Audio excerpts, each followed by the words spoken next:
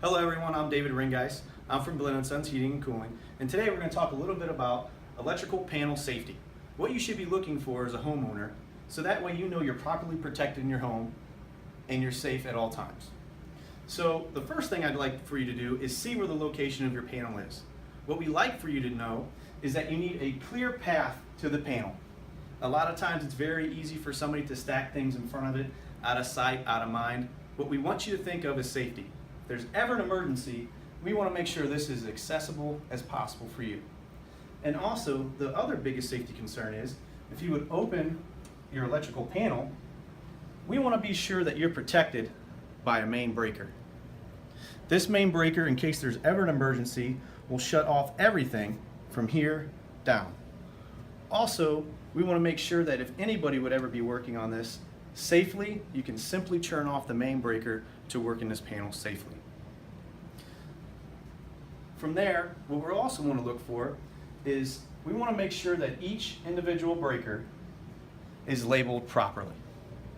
If you would ever want to do any home maintenance around your home, adding a switch, adding a paddle fan, anything like that, we want to make sure that these things are labeled properly. So do yourself a test, go downstairs, turn a breaker off in the off position, go to that room and see if it turns it off.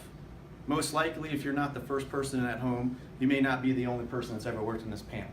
So do yourself a favor, for safety reasons, make sure these things are labeled properly.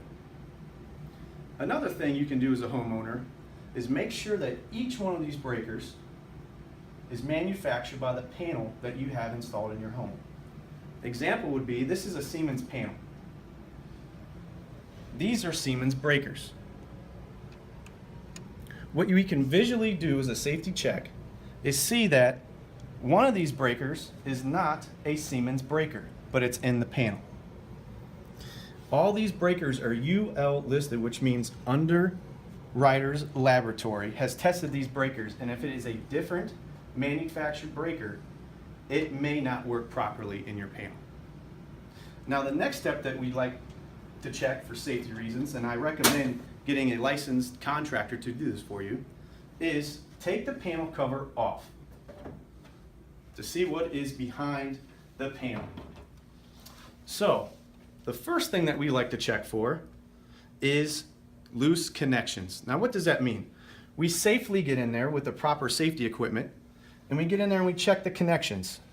We're checking for loose wires, making sure that everything is properly connected, and this will help remedy on blinking lights and possibly even tripping breakers. This panel is done properly and also nice and neat, but what we like not to see are breakers what's called double tapped. Now what does that mean? You can only have one wire per breaker. So in this example, if you would take this wire and move it up to here and have both wires underneath the same screw, that is not allowed. So it's one wire per breaker. Another visual safety inspection that we do in your home is looking for corrosion. A lot of times water can travel in the oddest places, and believe it or not, water can very easily get into your home. You're asking yourself, now how can that happen? Very commonly we see slop sinks directly in front of the electrical panel, water splashing on it. Maybe the washer and dryer now is in front of the panel. Most commonly, this is the main wire that powers your electrical panel.